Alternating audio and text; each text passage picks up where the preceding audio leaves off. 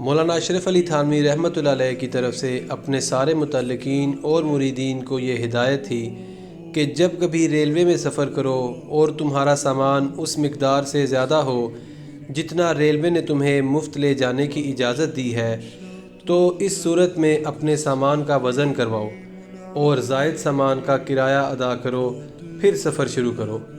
خود حضرت رحمۃ اللہ علیہ کا واقعہ ہے کہ ایک دفعہ ریلوے میں سفر کے ارادے سے اسٹیشن پہنچے، گاڑی کے آنے کا وقت قریب تھا اور آپ اپنے سامان کا وزن کرانے کے لیے اس دفتر پہنچے جہاں سامان کا وزن کرایا جاتا تھا۔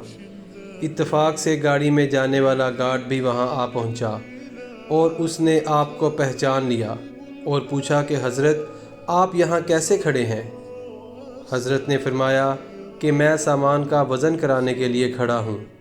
گارڈ کہنے لگا کہ آپ کو سامان کا وزن کرانے کی ضرورت نہیں ہے، گاڑی میں آپ کے ساتھ ہوں گا، آپ کو کسی قسم کی مشکل کا سامنا نہیں کرنا پڑے گا، آپ کو سامان کا کرایہ دینے کی کوئی ضرورت نہیں۔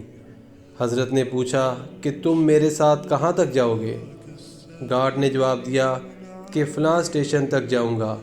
حضرت نے پوچھا کہ پھر اس کے بعد کیا ہوگا؟ گارڈ نے جواب دیا کہ اس کے بعد دوسرا گارڈ آ جائے گا اور میں اس کو بتا دوں گا کہ یہ حضرت کا سامان ہے، اس کے بارے میں کچھ پوچھ گچھ مت کرنا۔ حضرت نے پوچھا کہ وہ گارڈ میرے ساتھ کہاں تک جائے گا؟ گارڈ نے جواب دیا وہ تو آگے تک جائے گا، آپ کا اسٹیشن اس سے پہلے آ جائے گا۔ حضرت نے فرمایا کہ میں تو اور آگے جاؤں گا، یعنی آخرت کی طرف، اور قبر میں جاؤں گا، وہاں کون سا گارڈ میرے ساتھ جائے گا؟ وہاں آخرت میں جب مجھ سے سوال ہوگا کہ سرکاری گاڑی میں زائد سامان کا کرایہ دیے بغیر جو سفر کیا اور جو چوری کی اس کا حساب دو، تو وہاں کون سا گارڈ میری مدد کرے گا؟ ایک حلیم ایک شخص نے بازار سے ایک خربوزہ خریدا۔ گھر پہنچنے پر بیوی خربوزہ کاٹ کر کھانے لگی تو وہ پھیکا نکلا۔ بیوی بگڑنے لگی اور دیر تک بڑبڑاتی رہی۔ اس شخص نے بیوی سے پوچھا تم کس پر غصہ کر رہی ہو، مجھ پر یا اس دکاندار پر یا اس کسان پر جس نے اسے کاشت کیا یا اس خدا پر جس نے اسے پیدا کیا؟ بیوی چپ رہی تو شوہر کہنے لگا اگر میرے بس میں ہوتا تو میں پھیکا خربوزہ ہرگز نہ خریدتا۔ اگر دکاندار کو اس کے پھیکے ہونے کا علم ہوتا تو وہ اس کو میرے ہاتھ فروخت نہ کرتا، اور اگر کسان کے اختیار میں ہوتا تو وہ کبھی بھی پھیکا خربوزہ اگانے کے لیے تیار نہ ہوتا۔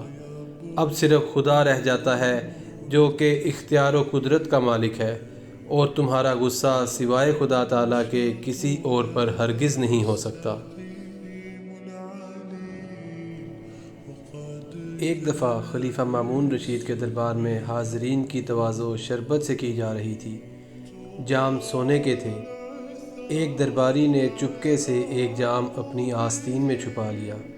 اتفاقاً خلیفہ نے دیکھ لیا۔ جب محفل برخاست ہونے لگی تو ساقی نے آواز دی کوئی درباری باہر نہ جائے کیونکہ ایک جام گم ہو گیا ہے۔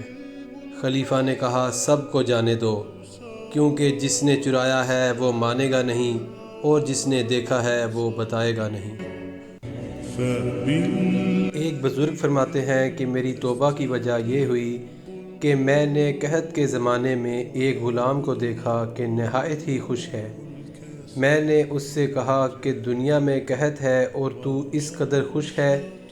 کہنے لگا میں فلاں شخص کا غلام ہوں، میرا کھانا پینا اور کپڑا اس کے ذمہ ہے، وہ ایک گاؤں کا مالک ہے، اس کو وہاں سے آمدنی آ جاتی ہے جس سے وہ مجھے 2 وقت کھانے کو دے دیتا ہے، اس لیے میں بالکل بے فکر ہوں۔ یہ سن کر میرے دل پر چوٹ لگی کہ اس غلام کے مالک کے پاس تو ایک گاؤں ہے اور وہ اس قدر بے فکر ہے، اور میرے مالک کے پاس تو دونوں جہانوں کے خزانے ہیں، تو مجھے فکر کیسی؟